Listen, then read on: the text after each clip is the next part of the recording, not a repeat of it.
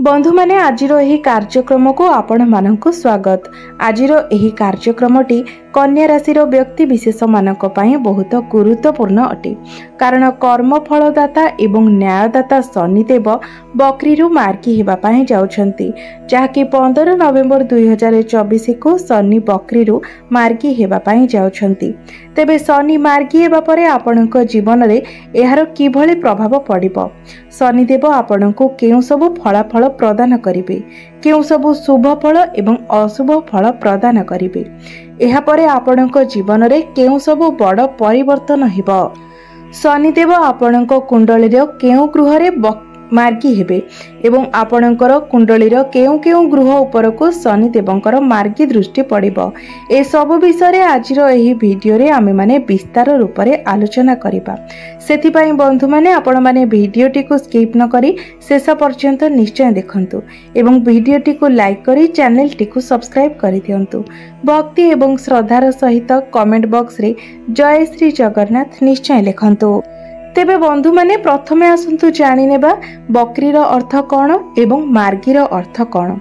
बंधु माने जेतेबेले कोनोसी ग्रह सूर्यंक ठारू निजर दूरता बनाई नै थांती एवं निजर सठिक गति अनुसार गोचर करि पारि न थांती, सेतेबेले सेही ग्रह बकरी होई जाय थांती। से तांकर गति मध्य धीर हो जाय थाए एवं से आपनकु जेउ प्रकार रे फल प्रदान करिबा कथा सेतिक मात्रा रे फल प्रदान करि पारि न थांती। मात्र गुरुत्वपूर्ण कथा हेउछि जेतेबेले कोनोसी शुभ ग्रह बकरी होई थांती तो सेतेबेले तांकर शुभता वृद्धि होई थाए, से आपनकु अधिक शुभ फल प्रदान करि थांती, कारण तांकर चेष्टा बल बढ़ी जाय थाए। मात्र जेतेबेले कोनोसी अशुभ ग्रह बकरी होई थांती सेतेबेले तांकर अशुभता बढ़ी जाय थाए, से आपनकु सठिक मात्रा रे शुभ फल प्रदान करि पारि न थांती एवं शनि मध्य पापी ग्रह अटंती। तो शनि जेतेबेले आपनकर बकरी थिले तो आपनकर कार्य रे मध्य स्लो हो जायथिला, आपणकर कार्य रे आपणको सफलता बहुत डेरी रे प्राप्ति हेउथिला। मात्र वर्तमान जेतेबेले शनि मार्गी होई जिबे तो से निजर सठिक गति अनुसार गोचर करि पारिबे एवं आपणको शुभ फल मध्य प्रदान करि पारिबे। तो शनिदेवंकर एही मार्गी हेबा प्रत्येक राशि व्यक्ति विशेष मानक पई एक शुभ खबर अटे।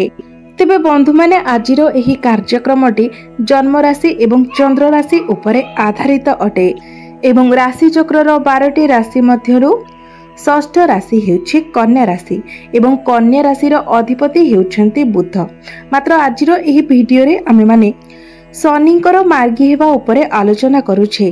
तो शनि आपणकर कुंडलीर षष्ठ भावरे विराजमान अछंती, आपणकर षष्ठ भावरे शनि बकरी थिले एवं आपणकर षष्ठ भावरे ही शनि मार्गी हेबाको जाउछंती।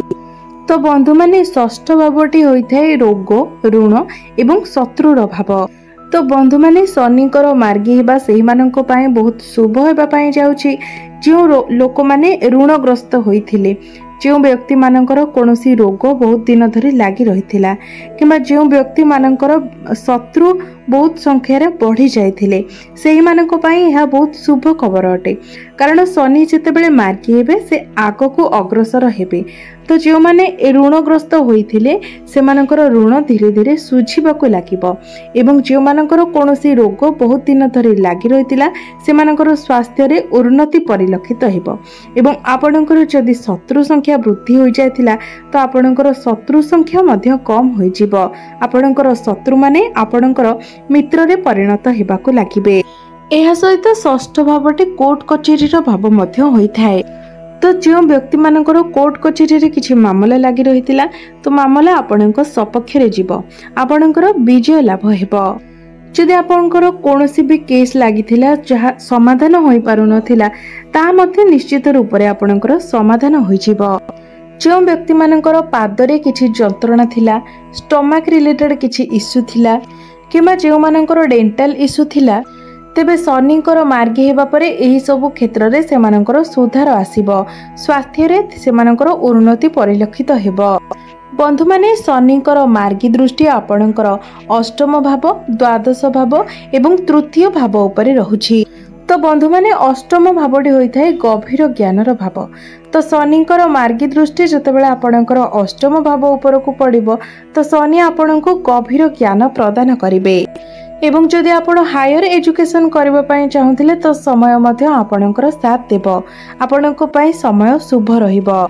जो माने रिसर्च लाइन रे कार्य करूछंती किमा जो माने रिसर्च करबा पई चाहुछंती से मानको समयर साथ मिलिबो एवं आपणको जीवन रे यार बहुत पॉजिटिव प्रभाव मध्य पड़िबो। शनिकर दृष्टि आपणकर द्वादश भाव उपरे रहिबो।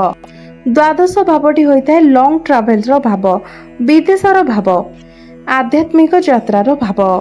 तो यही समय आपण लॉन्ग ट्रैवल करि पारंती, विदेश यात्रा करि पारंती किबा आध्यात्मिक यात्रा मध्य करि पारंती। आपण एपरि कोनोसी स्थान को जाई पारंती जे स्थान रे मन को बहुत शांति मिली थाए। जो व्यक्ति माने विदेश रे सेटल अछंती, विदेश रे कोनोसी कार्य करूछंती, शनि मार्गी हेबा परे सेमानक पई समय बहुत ही भल रहिबो। आपणकर कैरियर रे किछि चेंज होई पारे जाके आपणक पई पॉजिटिव रहिबो। आपणक चाकरी रे आपणको प्रमोशन मिली पारे किबा जदि आपण निज देश रे रही कि एमएमसी कंपनी रे कार्य करूछंती तेबे भी आपण निज कैरियर रे किछि ना किछि परिवर्तन देखिबा को पाइबे। शनिकर मार्गी दृष्टि आपणकर तृतीय भाव उपरको मध्य रहिबो। तृतीय भावटी होइथाय आपणक साहस एवं पराक्रमर भाव, स्मॉल ट्रैवल्स रो भाव। तो जो सब छोट मोट कार्य आपणकर पेंडिंग होई कि थिला वर्तमान जेतेबेले शनि आपणकर 15 नवेम्बर को मार्गी होई जिवे तो 15 नवेम्बर परे आपण सेही कार्य गुडी को रिस्टार्ट करिवे एवं सेही कार्य गुडी को मध्य संपूर्ण करिवार देखा जिवो। आपण जदि ऑनलाइन रिलेटेड किछि कार्य करूछंती तो आपणको पई समय बहुत भल रहिबो। आपणकर इनकम रे ग्रोथ आसीबो। एई समय आपण बहुत अधिक स्मॉल ट्रैवल्स करिवे एवं सेथिरे आपणको लाभ मध्य प्राप्ति हेबो एवं 15 नवेम्बर परे आपण बहुत अधिक इलेक्ट्रोनिक्स जिनिस मध्य किणाकिणी करि पारंती। मात्र तथापि भी आपण निजर बाणी उपरे संयमता रक्षा करंतु एवं सबुबेले जो संदेह मनोवृत्ति ताहाको आपण निज भितर दूरे रखंतु। आपणको भितरे जो कन्फ्यूजन सबुबेले लागि रहुछि आपण कन्फ्यूजन को निज भितर दूरे रखिबाको चेष्टा करंतु। बंधु माने शनि जो मार्गी हेबे आपणको तो शुभ एवं अशुभ दुईटी जाक फल प्रदान करिवे। मात्र मोटामोटी भाव में आम जदि देखा जावा तो शनिदेव आपणको अधिक मात्रा रे शुभ फल प्रदान करने जाउछंती। आपणको जीवन में जहाँ भी सब परिवर्तन हेबाकु जाउछि ता निश्चित भाव में पॉजिटिव चेंजेस हेबापई जाउछि। तेबे बंधु माने एहा थिला शनिदेव मार्गी हेबा परे आपणको आपणको जीवन में केउ सब फलाफल प्रदान करिवे। आपणको जीवन में शनिदेवंकर मार्गी हेबा किभଳି प्रभाव पकाइबो, आपणकर केउ ग्रह रे शनिदेव मार्गी हेबे एवं केउ सब ग्रह उपरकू शनिकर मार्गी दृष्टि रहिबो, केउ सब ग्रह को शनिदेव एक्टिव कराइबे एवं जो गृह रे शनिदेवंकर दृष्टि पड़िबो सेही सब ग्रहर कार्य मध्य आपणक जीवन रे एक्टिव होई जिवो एवं एहा परे आपण आपणक जीवन रे अधिक सफल मध्य हेबे। तेबे बंधु माने जहाँ भी किछि अशुभत्व रहुछि से सब अशुभत्वर खंडन पाई एवं आपण अधिक शुभत्व प्राप्ति पाई किछि प्रतिकार करिबा आवश्यक अटे। सेथिपाई आपण प्रत्येक दिन बुद्धंकर बीज मंत्रर जप 108 थर करंतु।